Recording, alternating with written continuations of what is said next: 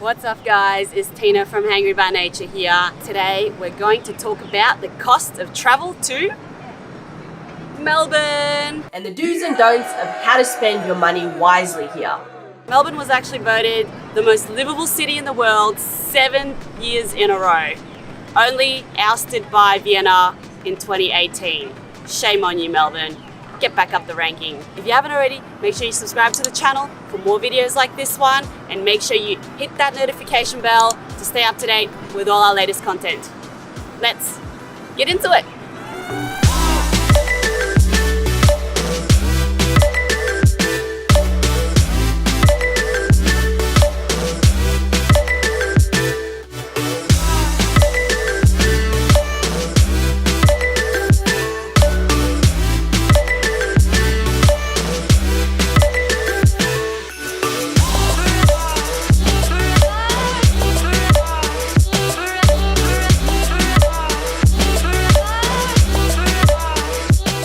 But before we begin, we'll be running through accommodation, food, transport, attractions, and a few little other tidbits and pieces. Plus, stay around till the end for our best Melbourne budget travel tips. Do bear in mind though that these costs are drawn from a family of 4, from yours truly, Melbourne locals. We've lived here for around almost 20 years, I'd say. Also keep in mind that all values mentioned in this video are in Australian dollars. First up, we've got accommodation. Now, I'm gonna be real, accommodation is pretty damn expensive in Melbourne.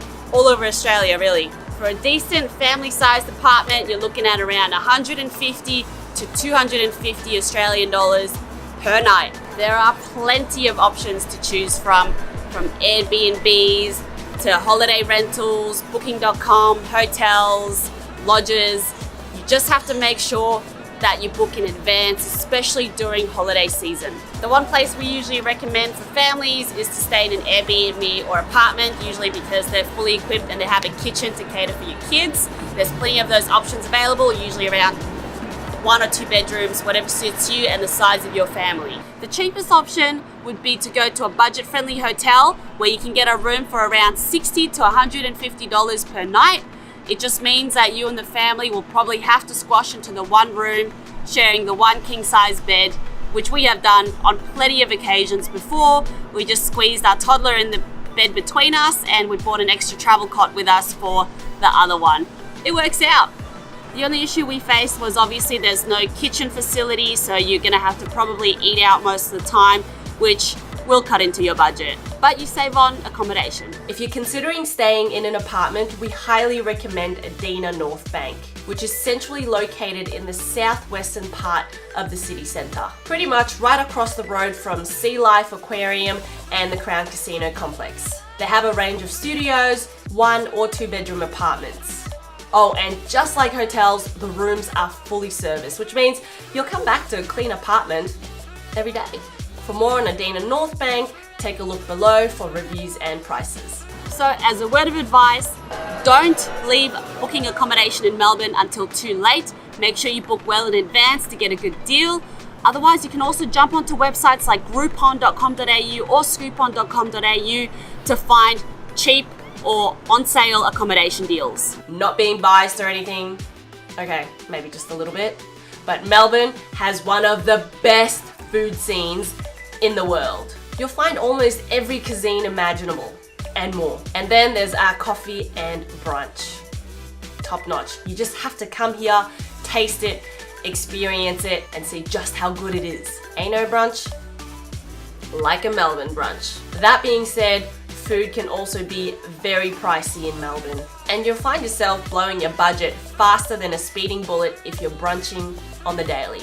A single dish can cost anywhere between $15 to $35, and a coffee will set you back around $4. If you're looking for budget food options to feed your family, forget brunch, forget fusion, and well, forget most restaurants really, except for Chin Chin. I do highly recommend visiting Chin Chin at least once on your visit to Melbourne. It is amazing. It's just an orgasm in your mouth, really. It's Thai fusion and the flavors are just out of this world. But if you're determined to eat out and for a cheap feed, you gotta go Asian. Vietnamese food is a very cheap option.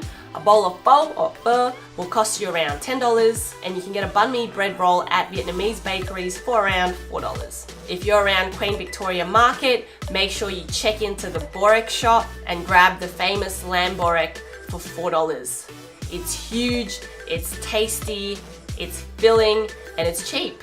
There's also Don Don in the city, which is very popular among students. You can get a teriyaki or a curry dish with rice for only around $7 to $8. Bargain! Then you've got Malaysian or Singaporean, which are also great budget-friendly options. You can get a noodle or a rice dish for around $10 to $12. So if you stick to cheap food options, you can feed a family of 4 for around $40 to $50. If you're eating at mid-range places like brunch joints, that can set you back $80 to $90 as a family of 4. And mind you, one thing to note is that brunch places, sometimes the servings, they're not exactly filling for big stomachs or big eaters. Andy? So do keep that in mind. So don't eat out every day, as it can get really expensive. It's definitely cheaper to buy groceries and prepare your own food. But if you must eat out, stick to cheap Asian places to save you money. Transport in Melbourne. Now the best way to get around in Melbourne within the central business district area is by tram, because they come around literally every couple of minutes and it's free within the central business district area. As long as you don't catch the tram outside of the CBD area, which all the stops are marked, so it'll let you know, you can catch the tram for free anytime, anywhere. If you need to venture outside of the CBD area, there are a few other options like taxis, trains, Uber, or renting your own car to get around. But trains, trams, buses and Uber are by far your cheapest methods of getting around. Now bear in mind, Australia doesn't have the most developed and punctual public transportation system, so sometimes you might be waiting a long time for a train, so public transport isn't always reliable. And taxis, they're pretty damn expensive, so you don't want to be catching those all the time. So hiring a car might be a good option to explore beyond Melbourne, but bear in mind that parking within the CBD can get very, very expensive. Unless you have accommodation booked with a parking spot, then you're probably safe, but otherwise you probably don't want to park your car in the CBD for a couple of days. That is going to eat into your budget like a... And of course there's the option of taking an Uber, which is slightly cheaper than taking a taxi, but it can be quite limited for families as Ubers don't provide child seats, and in Victoria it's a rule obviously to get in a car with a child seat, but for whatever reason taxis are exempt of that rule, so you can actually ride a taxi without a child seat. I don't know why, but that's how it is. It is what it is. One thing to keep in mind when it comes to safety on Aussie roads is that the roads are very safe and very developed, but we just drive on the other side to pretty much the rest of the world. So you need to get used to driving on the left-hand side and make sure you have an international driving license, otherwise you can't hire a car here. And if you're traveling with kids, you might want to consider bringing your own baby car seat with you so you can pop it into an Uber or into a hire car when you do get one here. Otherwise, you can rent them as well. So when it comes to transportation, don't use anything else other than trams when you're traveling within the CBD because it's free. And make sure you plan ahead if you plan to travel outside of the city area. Melbourne has a huge amount of attractions suited for everyone, but in particular, families. But, I know I sound like a broken record here, it does get very expensive. I sound constipated, but you know, spending a lot of money makes me feel constipated. Then while you're out, you have to take into account food and drinks and any other experiences or transport that you may need to take. For example, zoo entry at the Melbourne Zoo costs $37 for adults, and a movie ticket will cost you, wait for it, $25 per adult. That is a rip-off. I mean, that is a rip-off, right? Movies are bloody expensive in Australia. One word, Netflix and chill, that's 2 words. And then there's attractions like the aquarium that will set you back $42 per adult. So when you add it all up in the end, it gets very costly. So to tackle that, keep a lookout for free things to do in Melbourne. Melbourne's street art scene is huge. You can go and check out amazing pieces of art in the famous Hosier Lane, ACDC Lane, or Presgrave Place. It's free to stroll and admire. St Kilda Beach is also a beautiful spot to chill and spend the day at. There's a lot of great eateries and cafes there. If the weather is warm and sunny, you can dip in the ocean or walk down the pier and even maybe spot some penguins. There's also the free museum at Federation Square or walks along South Bank and the Yarra River, which are really scenic. There are often street festivals that take place throughout the summer, which are really great to attend and free. You can search for these types of festivals on websites like What's on Melbourne and Time Out Melbourne to see what's on for the week or the next 2 weeks or the month even. You usually get free live entertainment, sometimes there's even activities for kids. The only thing you really have to pay for is food and drinks. So guys, do visit all the attractions that Melbourne has to offer. They are really, really fun. But to save you money, make sure you guys look into getting an entertainment book or an iVenture card while you're in Melbourne. I'll drop the links in the description below.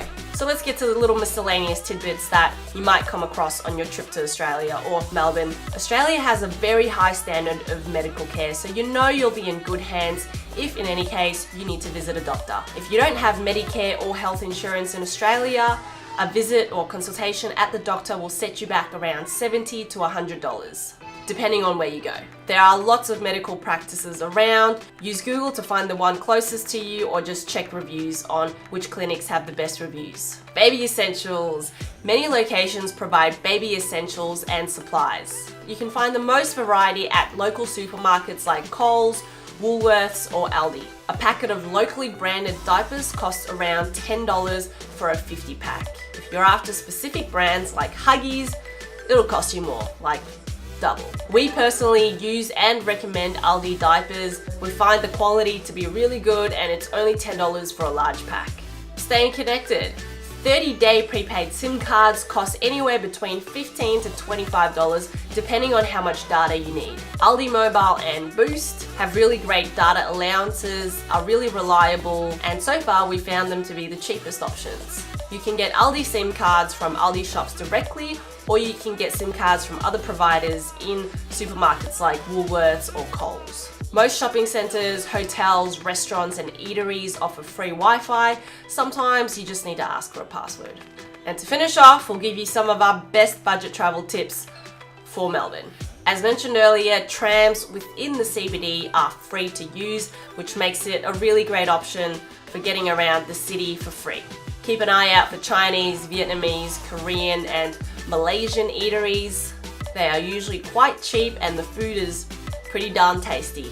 Sometimes it might get really crowded during peak eating times, so look at maybe eating a little bit before lunch or after lunch or before dinner or after dinner, peak dinner times. If you want to try unique deli food trucks and do some market shopping, we highly recommend paying Queen Victoria Market a visit. There's lots of different things to buy at bargain prices. And you can haggle a little bit, like in Asia. It's especially good for buying souvenirs for your loved ones back at home. If you're in Melbourne over the summer, make sure you go to the Queen Victoria Night Market on every Wednesday. There's great food, awesome vibes, a free live band, and some really cool stalls selling really unique items and trinkets. There are a number of factory outlets in the Melbourne CBD where you can enjoy heavily discounted prices on branded goods. South Wharf DFO has big brands like Nike, Adidas, Vans, Bonds, Calvin Klein, Lacoste, Furla, and lots of different children's wear shops. So as you know, they are factory outlets, so they're usually out of season fashion, and sometimes the sizing is quite limited. We ourselves have found some really great bargains in some of these factory outlets. On the topic of shopping, if you want to visit the biggest shopping centre in the Southern Hemisphere, Chadstone, there's a free shuttle service from Federation Square or Sea Life Aquarium to Chadstone every hour and vice versa. Just make sure to book your spot online via the Chadstone website. Plus, Chadstone is also home to the Legoland Discovery Centre, which is a really great attraction for kids. And that's it for Melbourne, guys. It truly is a really great place to visit. There's always something on, there's a lot of great cultural things to do, and a ton of activities for families make sure to venture out further for some amazing, breathtaking coastal scenery and neat little country towns. On that note, guys, it's time to hit that like button if you found this video useful or informative and help plan your travels. And make sure to subscribe to our channel for more cost of travel guides like this one, and hit that notification bell to keep up to date with all of our latest travel videos. But before we end this, I want to know how you guys save money when traveling. Do you tend to eat out, or do you like to prepare food yourself to save on the doshies? Let me know in the comments below. Until then, we'll see you guys in the next video. Yep, all I'm hearing is crickets. No. Until then, we'll see you guys in the next video. Peace out. Out. I can't reach the camera. Out. Angry, hungry, yes I'm hungry. 매일 잡부리, 미래 개뿌리. 나는 없었어. 그리고 또 내